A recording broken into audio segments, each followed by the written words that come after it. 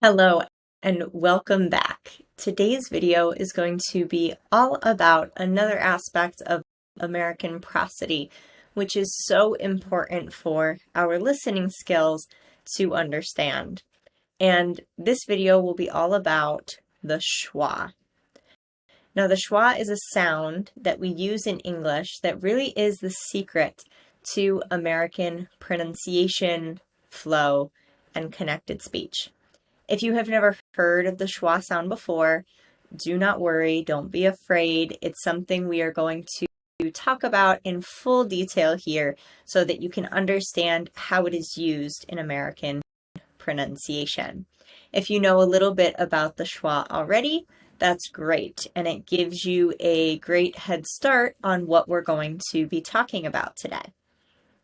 If you have ever experienced the frustration of listening to advanced or Native American speakers speak and you have no idea what they're saying, it sounds like all of a sudden all of their words are jumbled together, they're mumbling, they're not pronouncing things the way you expect them to, and perhaps they pronounce and link words together in a way that feels very unfamiliar compared to how you were taught English and English pronunciation in school. This is completely normal. This is a completely normal sensation, and I felt the same way when I learned my second language of Spanish. Learning something in school and the pronunciation that we are guided through in school feels and is much simpler than when it is time to actually use the language to have genuine conversations with locals on the street, or go to a restaurant and order food, or watch a movie and feel comfortable listening to people speak casually without having to think about what they're saying. So this is a completely normal sensation. Most people don't realize that there are little tricks that we can learn and that I'm teaching you right now about American pronunciation so that you can understand why Americans are able to speak so fast but still be clear when they're speaking to each other. Even when I'm speaking quickly to my friends or family, they still understand what I'm saying. The message doesn't go anywhere. And there's a reason why for that. So you're going to learn that in this video. And if you are able to master your understanding and your listening skills for the schwa, then your listening is going to shoot through the roof with especially American speakers, because this really is the secret, the most common sound that American speakers are using when speaking. Okay, so let's get into it. So what this lesson is going to cover. Today we're going to talk about what is the schwa, so that you can understand what the sound is, how to anticipate where to listen for the schwa, and the most common uses of the schwa that are going to help boost your listening skills moving forward. Okay? So what is the schwa? The schwa is a vowel sound. Okay? So vowels are normally represented and written in English by using the letters A, E, I, O, and U, and sometimes Y. So this is a sound that is a lazy representation of a vowel. So it's the most common vowel sound in American English, okay? And I'm going to explain how to listen for it and what the sound sounds like. But for now, know that we can find the sound anywhere. It can be represented by an A, by an E, by an O, by a U, but it might sound like a schwa, okay? And the sound, because it is lazy, it is what we call unstressed. So in the first part of this prosody aspect of this course, we talked about what stress is. So stress is where we go a little louder, longer, and higher in pitch. So this sound is unstressed because it's lazy, which means we're always going to be relaxed and soft with our voice when we pronounce it. And the schwa sound sounds like this. uh, uh, uh. Okay. And go ahead and try it with me. Uh, uh, uh. It goes really fast. Okay, really fast. And basically, it's at the point where we're making no effort with our chest and our tongue and our lips and our jaw. Everything is relaxed, and we just let a little bit of air out. And this sound is where we hear and all the time. If you hear English speakers when they're looking or searching for their words, especially Americans, you might hear us say or I don't know. What do you mean? So our sound that we always go to when we don't know what other sound to make is a schwa. And that's because the schwa is just the most common vowel sound that we have in American English. Okay, so if it's hard for you to try and make this sound, try saying or I don't know. Do you want to go with me? Let's go now. Okay, so those sounds are the ones that are most natural for us. And to show you guys a representation of what this looks like in the mouth, everything is relaxed, okay? So if these are lips, this is our tongue. Our tongue is just flat in our mouth. It's at a flat state. It doesn't go anywhere. Our jaw is relaxed. And our lips are only barely open enough to let the air out. Uh, uh, uh. Okay? So we're going to practice making this sound a lot, so don't worry. And Americans place schwas everywhere in their speech. So before, when we talked about stress, we saw examples of these 6 words where we were looking for the main stress, which was the syllable that is the most important, the highest, the loudest, and the longest. Okay, so here I have pointed out what we found there. Station, sophisticated, victory, American. So those are the primary stress syllables. Now, when we have words that have more than one syllable, especially when they're really, really long, maybe they have 4, 5, 6 syllables, in all of those other syllables, we have room for something like the schwa. Now, for listening purposes, I won't go into more detail on things like secondary stress and how to figure out secondary stress from the schwa, because the focus, the purpose here is for your listening skills.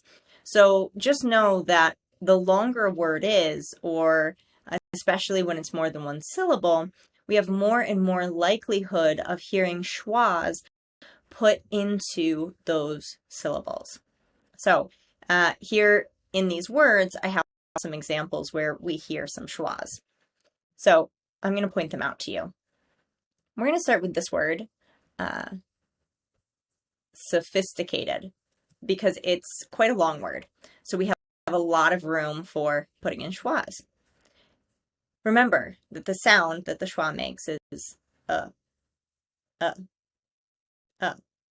sophisticated, sophisticated, sophisticated. So what are you hearing for this first sound here? Sophisticated, sophisticated. So here, this O is actually representing a schwa, okay? Because we're not hearing so sophisticated, we're hearing so, relaxing our mouth, so, sophisticated. And a schwa sound can really come anywhere as long as it is not in the primary stress syllable, okay? So wherever the primary stress is in this word sophisticated, the fib, because this has to have the stress, we cannot put a schwa there because the schwa is always a relaxed sound. So for a relaxed sound, we can't go higher in pitch and louder and longer, because that would make it an emphasized sound. But the schwa is never emphasized. So that's the difference there. Sophisticated. So here, we hear it on the L. Let's try it with another word. American. American. Here, the mer, American. The mer is the part that is the primary stress. So we know that that cannot have a schwa sound. But you'll hear when people are speaking, put schwas in other places in this world. They don't say America, America. They say America, America. So we're really hearing schwas in mer, ka, or in this word American, American. It's the same. This A is going to be the same represented by a schwa in America or American, American. I don't say American or American, say American, American. Okay, and that feels very different from in Spanish, where we have to really exaggerate and we have tenser sounds for all of the vowels. America, America. So for all of those, they're very clearly defined. They're very distinct. So the schwa is a very different sound, but the more used to the sound you get to hearing it, the more comfortable you are with paying attention to other people using the sound, the easier it will be for you to pick up on their pronunciation differences compared to how you may have learned to understand words in the past, okay? So this gap between how things are spelled and how we want to pronounce them by fully pronouncing the vowels, there's a gap between what is spelled and what we actually pronounce. So Americans are always putting in these schwas even though you don't see them written.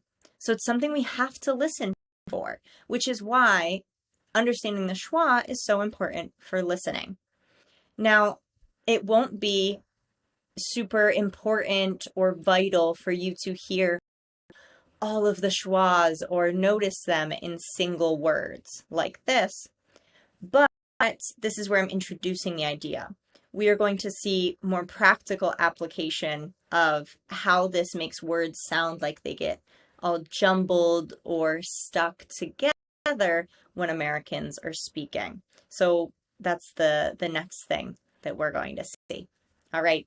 And for that, we have to understand a little bit more about what is important versus what is not important to stress. Okay. Remember that with stress systems in speech, we always have to decide what is the most important thing to emphasize and what is something that is not important to emphasize. What's something that is not the main point of the message. So that is a big thing, a big factor that comes into play with the schwa. All right. So if you remember that we talked about the schwa just now, and the stress system of English, we talked about it in the last video. So you were introduced to the idea of content words versus function words. So content words were the majority of the content, the main message, the most important part.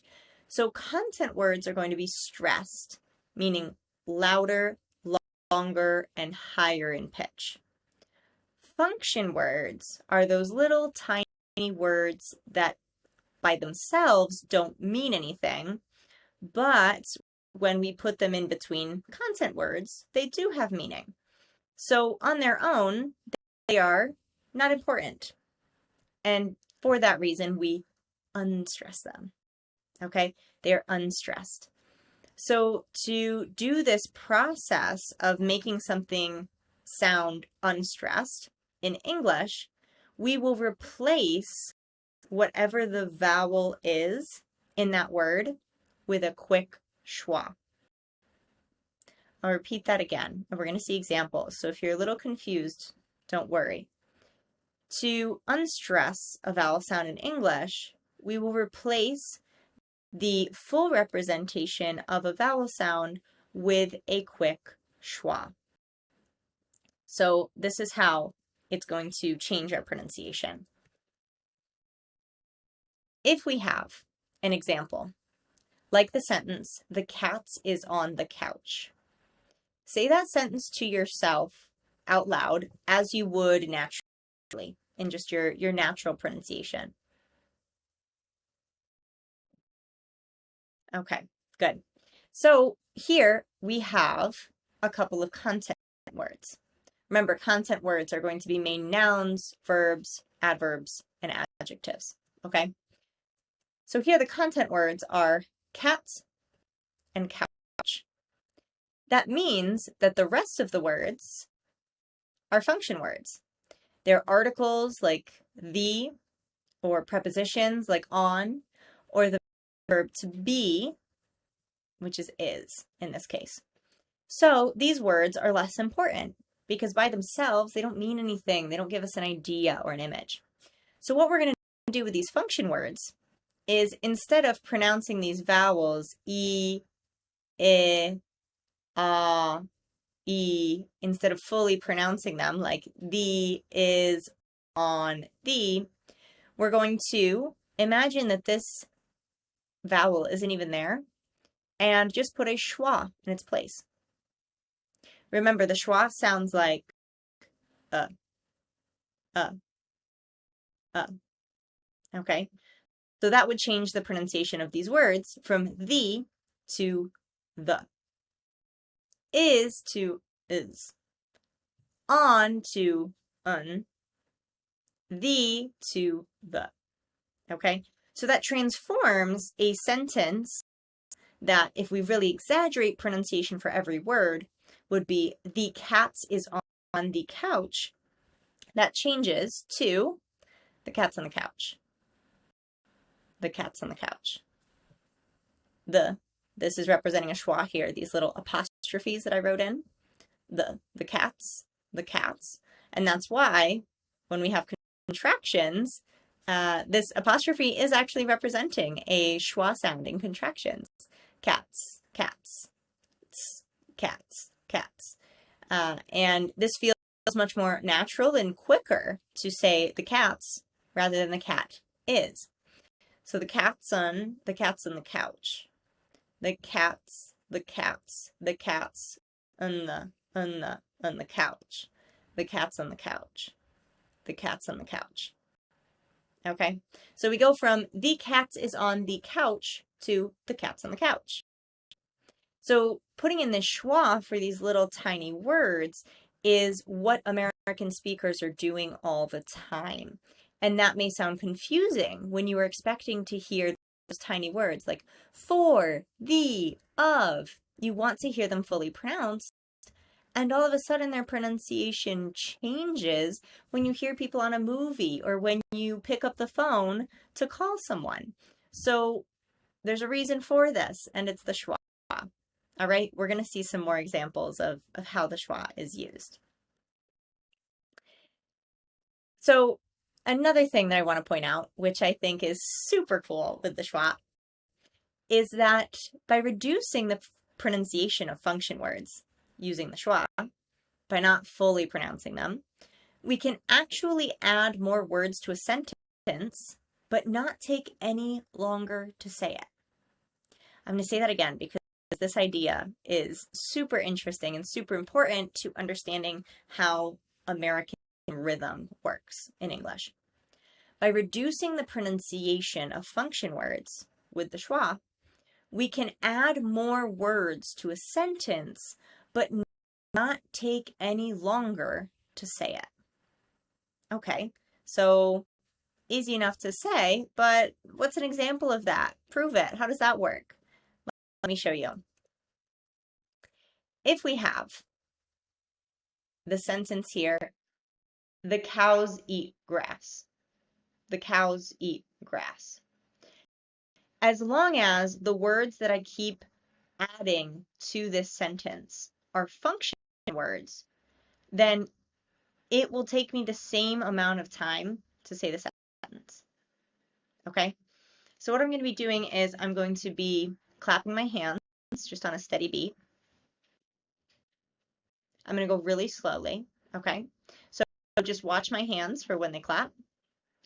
The cows eat grass. The cows eat grass. Now I'm going to keep doing it for the following sentences that I'm going to show you. Once more with the first one. The cows eat grass. The cows are eating the grass. The cows have been eating the grass. Once more, try it with me, nice and slow. The cows eat grass. The cows are eating the grass. The cows have been eating the grass. So it took me 3 claps for each one of these sentences, even though the first sentence only has 4 words, and the last one has 1, 2, 3, 4, 5, 6, 7 words. So I added 3 words in, and it still took me the same amount of time. And that's because the words that were added were all function words, like have, been, and the. Okay? They're tiny words that on their own do not share a message. But if I add to this example another word that is a content word, an important word, then in that case, it will take me longer to say. So let me show you. I'm going to do the whole thing again. Try with me if you would like. The cows eat grass. The cows are eating the grass. The cows have been eating the grass. The cows have been eating the green grass. Okay, so there it took me about 3.5 claps to say that last sentence. That's because as soon as I add in the word green, it takes me longer, right? Because green is an important word, okay? So this is an example of how when you're listening, you might hear really long sentences and they only take a couple of seconds to say. And that's because we are reducing function words consistently. If there are times when you're trying to do exercises like this, or if you've seen them before and you just can't get the beat, that feels hard for you, don't worry. The point of this, the purpose of this right now, is to enhance your listening so that it makes sense when you hear people speak super fast and you're like, oh, that's a lot of words in a really short amount of time. It's because of the schwa. So that's how I'm able to see or to say the cows have been eating the grass quickly, and it still is clear the pronunciation because there is a system for how we are reducing the pronunciation. It's with the schwa. So it still makes sense when other people hear it. So the better you can listen for this, the better you will be able to imitate it or use it in your own speech later on if you would like to. But for now, understanding this idea will really boost your perception of listening to English sounds, okay? So with the schwa, we can add more function words to any sentence and not take any longer to say it, which is super cool. So the schwa is like this magic vowel sound that works wonders for our speech, makes us still sound clear, but makes things go a little bit quicker and more naturally for us. So another thing that the schwa is doing here is with reductions, okay? Reductions is a word that you may be familiar with based on some really common examples that we hear in everyday speech. So for example, reduction is where we are reducing pronunciation, okay? So here, if I want to say I've got to go, instead of saying got to, most people will say gotta, I've gotta go, I've gotta go. Or instead of saying kind of, I kind of like it, that feels very forced. It's much easier to say I kinda like it, I kinda like it. And that's because this oo in to is being reduced to a schwa, gotta, And kind of, the word of is reduced to a schwa. Instead of, I say schwa, kinda, kinda. I kinda like it. I kinda like it. Okay? So this is a really interesting aspect to understand, that the schwa is the reason why these things are happening. So if you've ever been confused and you don't know why people are reducing words, you know, when they say like gonna or gotta or kinda, why? It's because that these words or these common phrases are stuck to function words like to and of. So it's very easy to replace them with the schwa. All right. So there's a science behind the madness that is quick American pronunciation. Next, let's look at some common function words and the schwa and how they are reduced, okay? So when we have words like a word like and, which is a function word, so by itself doesn't really mean much, it turns into un. Sometimes you may hear the D at the end as well, und, but lots of times you will hear people just say un.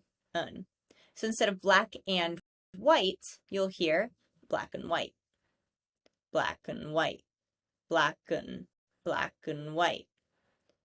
Instead of for, you'll hear fur, fur. So imagine that you're going straight from an F sound into a really strong R sound, fur, fur, fur, without anything in between. And when you try to go from an F into an R without putting anything in between, naturally you will make a tiny schwa to make that transition. Even if it doesn't feel like you're making a schwa, it goes so quick and is so unstressed that oftentimes you are probably making schwa sounds and you're not recognizing it. So here, this would change a sentence like, thanks for that, into thanks for that, thanks for that. The word some instead of some, that's some good news. That's some good news. And then the word of actually has two common reductions, okay? First, of will sound often like of, just like when we have a contraction and we want to say, let's see, I have, I've. That apostrophe V, E, it's what the word of sounds like when we are saying it in speech. It's kind of, it's kind of a secret. It's kind of a secret. Okay? Or something else that you'll often see is the same thing that we saw in this example, where kind of turned into kinda. So oftentimes we'll also hear of turned into just just a schwa, and say it's kinda a secret. I can't tell you, it's kind of a secret. It's kind of, or it's kinda a secret. So you can choose whichever one feels most comfortable, because both of them are used in pretty much any situation. However, technically this putting just an rather than of is a little bit more informal than putting of, but really you can use both of these at any point in time and it's completely acceptable. So you can choose whichever one feels most comfortable and easiest for you. Now, some other examples. The word have actually does the same thing as the word of, okay? So it'll sound like apostrophe VE, of. So something like I couldn't have gone will sound like I couldn't have gone. I couldn't have gone. Or when you hear people be a little bit more informal, they'll turn it into just a schwa and say, I couldn't have gone. I couldn't have gone anyway. I couldn't have gone. Okay? Now, a couple more examples. The word a. Instead of have a nice day, a just turns into a schwa. Have a nice day. Have a nice day. And the word or, instead of fully pronouncing that O at the beginning, we'll just put a schwa beforehand. Er, er, er. Not everything is black or white. Blacker, blacker. So go straight into an R sound. And in between this k and you'll naturally have to make a schwa in between to make them come out. Blacker, blacker, black or white. Not everything is black or white. Not everything is black or white. Okay, great. So those are some common function words and how they connect with the schwa. There are a lot more function words that you can use here with the schwa, but it's all going to be the same idea. Okay. And next, I'd like to show you a trick specifically for the words to and the. Okay. So you will often hear with these words specifically that there will be examples where the words to and the will be fully pronounced, like to and the. And that happens often before a vowel. Okay, so the technical rule in linguistics or phonetics, which is how we speak and perceive language, the technical rule there for our speech is that we fully pronounce to and the before a vowel. So for example, instead of to apply, you will often hear to apply. Instead of the orange, you will often hear the orange, the orange. However, American speakers will often reduce them before consonant and vowel sounds. So you really can choose here. You can say to apply or to apply, the orange or the orange, okay? And both of them sound and feel natural. I go back and forth between using both of them. It's just important to know that with to and the, they do sound very stressed if you fully pronounce them before a consonant. Okay, so for example, if I say the car, because I have a consonant sound there, it will sound and feel a little weird, right? It'll sound like I'm saying, oh no, the car, the specific car. But if I just say the car, it's in the car, then the is not a very important word. Okay, so in these circumstances, you can really choose just whatever feels the easiest for you. But really, this is just for understanding, for listening purposes, that you will hear speakers sometimes go back and forth between to or the, and this is why.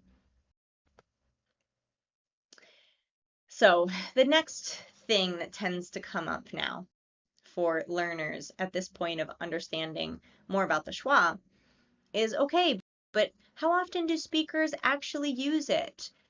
It's a common misconception that we only use the schwa when we are being informal, but that's just not true. Function words and reduction of function words through using the schwa happens almost always. Almost always. So whether you are giving a presentation or you're the president speaking to the public, or you're having a talk with your mom, casual, informal, in all of these situations, you will hear reductions of function words. So almost always. The only exception here would be when the function word is the last word of the sentence. In that case, we normally give full value to the vowel.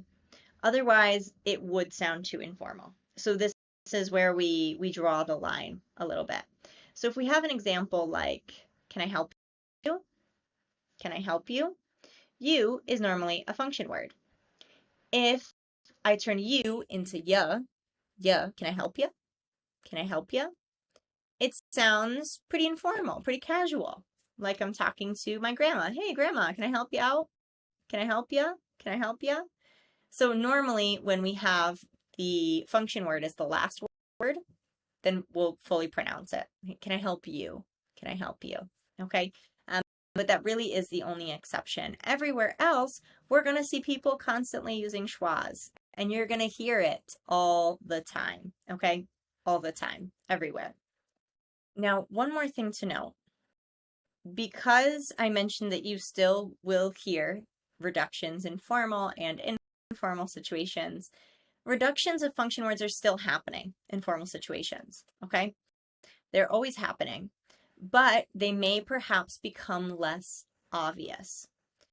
People slow down, maybe they enunciate specific words more, and they're more careful with where they're putting their stress, okay? So it's still happening, but it may become a little less obvious to you because of the slowing down that will often happen when someone is speaking formally.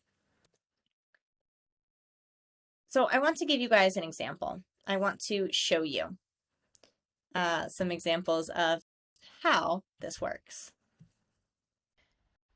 So I want to show you guys a little clip from this video that has a compilation of different TED Talk openings.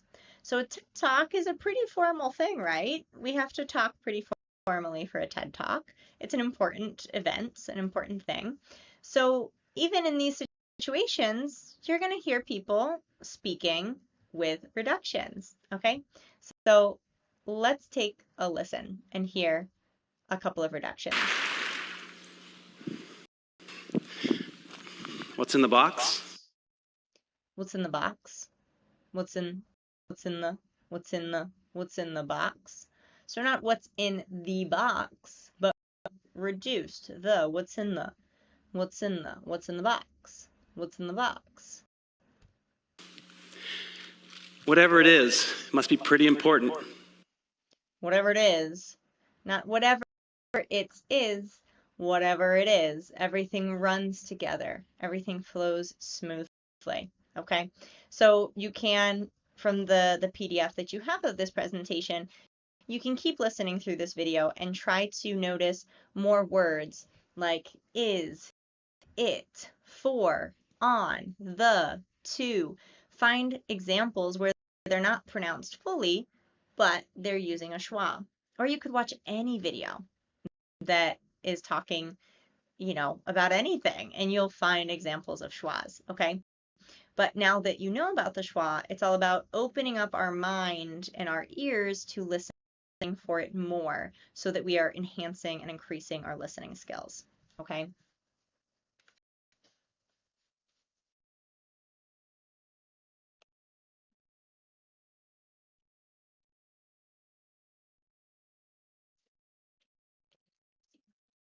And to conclude, I want to show you a couple more examples of some common reductions. So examples like when we say give me, which is the reduction of give me, let me, let me, lets me, gotta, from got to, I don't know, is I don't know, what are ya, or what are ya, what are ya, is what are you? That sounds pretty different, right? What are you doing versus what are you? What are you doing? What are you doing? What are you doing? So this is a really common combination of words that you will hear reduced. Some other examples. What do you? Also sounds like what are ya? What are ya? What do you do for work? What do you do for work? Could have turns into coulda. Have turns into a schwa. Coulda. I coulda gone. Should have, same thing. Shoulda. Would have, woulda. Must have, musta. Okay, so when you're hearing people speak like this, it's all coming from the schwa. And now you know why, and it will make more sense when you are listening to be able to identify where these pronunciation differences are coming from. So how to practice this? I want you, for practice, to find a video of a speaker that you are used to or are comfortable with listening to. So this could be like a series or a movie that you're familiar with as well. And I say someone that you're familiar with listening to so that it will be easier to pick up on their speech at first. Then, of course, keep challenging yourself with people that it's hard for you to understand. It's probably because they're using different aspects of the schwa reductions, connected speech, which we are going to learn more about later in this course. It's probably because they're using that. So if you are speaking with someone you are more familiar with speaking to, or you're listening to a video or a voice of someone that's already familiar, then it will be much easier to move forward. Okay? So try to listen for examples of reductions and how and when they are used. All right? And pro tip for anyone who feels like, ooh, videos are really fast, movies are too fast for me. If you would like to speed up or slow down videos on your computer, you can download the Video Speed Controller extension for Chrome. So if you just put into Google on your computer, Video Speed Controller extension for Chrome, it will be the first thing that comes up. And if you download it, then you will have the option, whether you're on Netflix, YouTube, listening to an audio on your computer, you will be able to slow it down if you want to hear things go slower and make it easier for your listening practice. Okay? That's all. I hope you really enjoyed learning about the schwa. If this was your first time hearing of it, if you've already heard of it, I hope this was a great review of different aspects of the schwa and maybe some new aspects that you haven't heard of yet. Now, I challenge you to get out there and listen for schwas everywhere. I promise that once you are aware of it, your awareness will be hypersensitive and you will start hearing schwas everywhere all the time. It might even annoy you, but I hope not. Okay, so this is a pro key part to understanding and boosting your listening skills in English. All right, I will see you in the next video.